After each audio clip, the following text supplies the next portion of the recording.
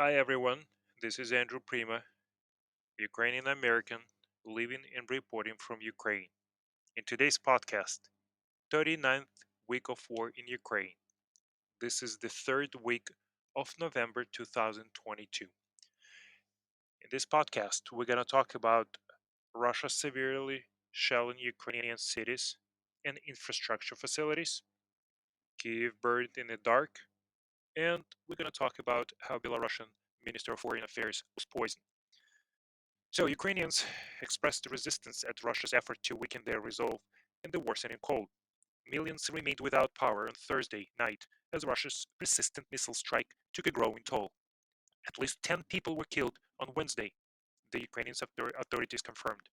After each missile strike, repairs have become more challenging, blackouts have lasted longer, and the danger for the public has increased. The situation is difficult throughout the city, acknowledged Herman Halushenko, Ukraine's energy minister. By 4 p.m., he said engineers had managed to unify the energy system, allowing power to be directed to critical infrastructure facilities. The Russian military has fired around 600 missiles at power plants, hydroelectric facilities, water pumping stations, and treatment facilities, and high voltage cables around nuclear power stations and critical substations that bring power to tens of millions of homes and businesses. The strikes on Wednesday took all of Ukraine's nuclear power plants offline for the first time ever, depriving the country of one of its most vital sources of energy. But the energy minister said that authorities expect the plants to be working again soon, so the deficit will decrease. Also, the neighbor Moldova, which is connected to Ukraine's power network, more than half of the country lost power, said Moldovan president.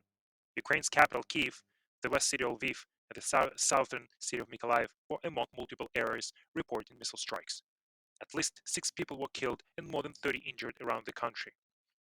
Kiev mayor Vitaly Klitschko said one of the capital's infrastructure facilities has been hit. He said running water has been cut off due to a shelling throughout the city, and a 17-year-old girl was among those killed. Klitschko also said that 21 of 31 missiles targeted at Kiev were shot down. This could not be independently verified, though, but the Ukrainians say they've been shooting down roughly two-thirds to three-quarters of the incoming Russian missiles. However, the missiles and drones that do reach their targets have put the country's energy system in jeopardy. More cruel missile strikes across the country as Russia tries to punish Ukraine for daring to be free, said the US ambassador to Ukraine, Bridget Brink. Russia's attempt to dominate Ukraine by plunging it into the cold and dark will fail. In a statement, the state energy company Ukrenergo said that the three nuclear power plants, Rivne, South Ukraine, and Khmelnytsky, were totally disconnected from the grid as a safety measure. With winter approaching, Ukraine prepares to fight on frozen ground. After a brief emergency shutdown, the nuclear reactors have been turned back on, but were still not connected to the national grid, the company added. The Russians are in control of fourth nuclear plant, Zaporizhia nuclear power plant, which came under the shelling on Sunday. In the west of the country, one regional administrator, Serhiy Hamali, said on Telegram channel that most of the surrounding area was without power and water due to the Russian attacks. This led to the Khmelnytsky nuclear power station taken offline. In the southern region of Mykolaiv, the military administrator Vitaly Kim also said that the nuclear plant in the area has been cut from the grid, leading to a risky shutdown of these reactors there. Ukrainian officials stress that the power cuts have the cascading effect of turning off the heat and water in many cases, and with the temperatures often below freezing, the water in pipes could freeze, adding further complications. Russian government has been shelling Ukrainian cities and especially infrastructure to push Ukrainian President Zelensky to sit down for negotiations. Ukraine's president has rejected any suggestions of a truce of peace talks at this juncture, saying that Moscow's war aims have not changed and that a pause in hostilities would only give the Russian military time to regroup from recent setbacks. But the hail of missile strike has also reflected Russia's president's struggles on the battlefield, as its ground forces retreated from thousands of square miles in Ukraine's northeast in September and then from a major southern city in November, trying to solidify its lines on the ground, including with poorly trained, recently mobilized conscripts. The Russian military has resolved two long-range missile strikes to deflect domestic criticism and inflict pain while on the defensive. Putin cannot completely unlock Kiev with cruise missiles. As we all see, that the expected results of the Russian bombing of the infrastructure will not be there. To be honest with you, I don't see freezing cities without electricity, water, food, whose populations flee to the European Union. At the moment, I don't have any such single person I know that would say, "Hey, that's it. I'm leaving, I'm running away." Unfortunately for the Russians, many think in advance of the reserve airfields, which is reasonable. But now, no one is actually going. No one is leaving Ukraine. Some people buying generators, some batteries, some solar panels, some people have already bought Starlinks, and someone digs a well for the water. In everything, one feels the rejection of the very idea of surrendering, of ceasing resistance, of asking for mercy. Such an idea doesn't occur to anyone in Ukraine, and it's not a matter of patience. People calmly and diligently look for ways to solve the problems that arise and solve them to the best of their ability. Let's say I see more and more windows with quite bright light during blackouts in the high rise opposite my building. Apparently, the residents have found some sources of energy and economical lamps, so they do not sit and light the candles. Friends buy thermoses for hot food and tea, as well as small gas stoves for cooking. Generators are humming in shops and hospitals. Life in general goes on, despite all this madness. Even the flickering mobile internet is gradually becoming a little better than it was. Apparently, cellular operators somehow solved this problem. Putin cannot completely destroy Kiev with cruise missiles. Moreover, I think that the autonomy of people and organizations will continue to grow. Its dependence on larger thermal power plants will decrease. It must be said, of course, you get tired of constant blackouts. They are very annoying, they don't allow you to normally live and work.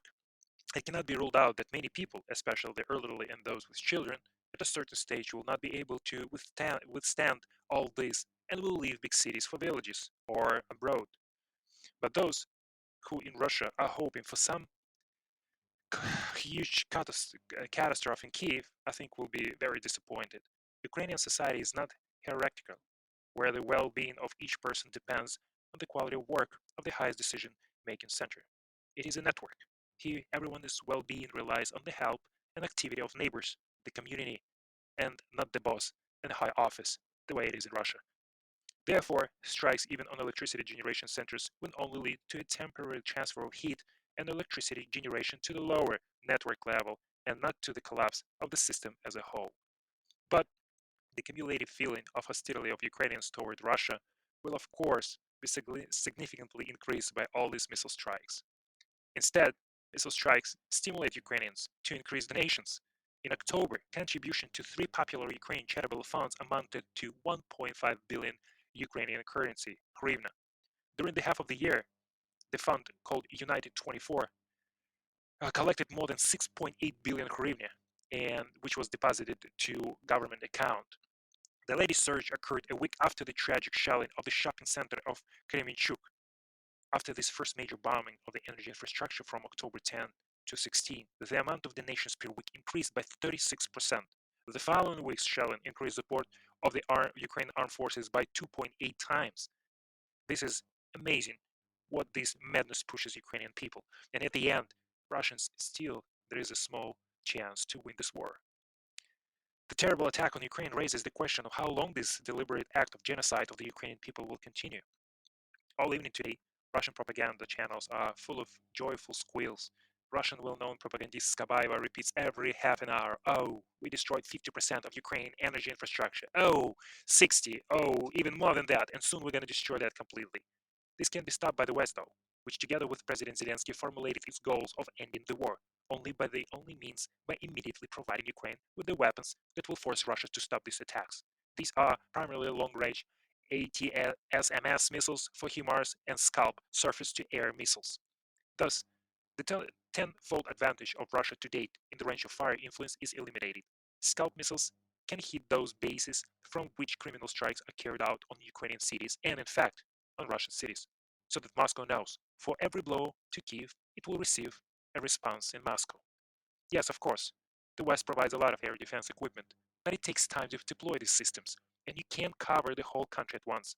It is necessary to act immediately, and I personally believe that Ukrainian leadership should not turn to the UN Security Council, where Russia has the right of veto, but directly to the leader of G7. A terrible crime is happening before their eyes. and they're still somehow ashamed to provide these weapons to Ukraine. They say they are against the escalation of the conflict. What does against the conflict escalation mean? The Russian Federation is escalating to incredible proportions to the level of genocide of the Ukrainian people. In the face of what is happening now in Ukraine, it is a criminal. It is a crime for the West to hesitate, to hesitate to give the weapons to protect the people. Another very interesting news happened in Belarus, the ally of Russian Federation. In the media space, the topic of Belarus appears in waves, sometimes in subsides, then a new wave rolls in. There is a message from the Ukrainian intelligence that sabotage may be being prepared at the nuclear power plant in Belarus. The General Staff of Ukraine stated that up to 15,000 Belarusians are ready to fight against Ukraine, just for Russian wages. It is strategically beneficial for Russia to extend our front as wide as possible, to create a threat to our lines of communication, and to draw the Belarusian army into the war by increasing its numbers. Therefore, Belarus has now conducted mobilization training under pressure from Russia.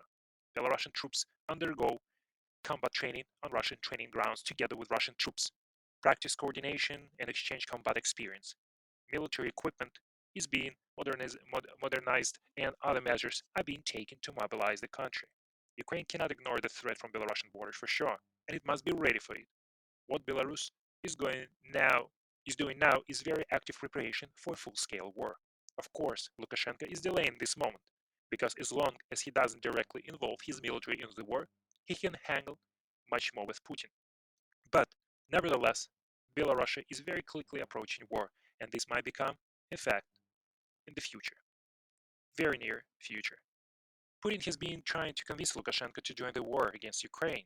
Despite the provision of Belarusian territory for the Russian forces and constant strikes over Ukraine, is not enough for Putin. Moreover, he puts enormous pressure on Lukashenko. Putin is desperate to attract at least someone from Belarus to strengthen his capabilities, accounting that between 30 and 40,000 Belarusian troops can break the situation. Against the background of this entire context, the Minister of Foreign Affairs of Belarus, Volodymyr Mackay, suddenly died. The reason for what happened need to be looked a little bit deeper. We need to see what happened to Mr. Mackay in the distant 1980s. From that moment, he started working as a KGB agent. KGB back in USSR. Yes, he knew foreign languages. He graduated from the Institute of Foreign Languages in Minsk, Belarus. That's exactly what they needed for KGB. But don't forget, it used to be KGB back in the USSR, now it's FSB. So, KGB was happy to use a young guy with great prospects for his own purposes. And then, new FSB, I think, decided that diplomacy is diplomacy, but he should be planted under Lukashenko. And he becomes Lukashenko's assistant, and then the head of his administration. With his old experience, he could substitute Lukashenko. It means a threat to the Belarusian president. On the other side, that at some point, Mackay became a double agent. There's another version of his death. That is, he would swear loyalty to Lukashenko and betrayed Russian regime. He clearly saw that Russians most likely lost the war, and it was a time to pick a side.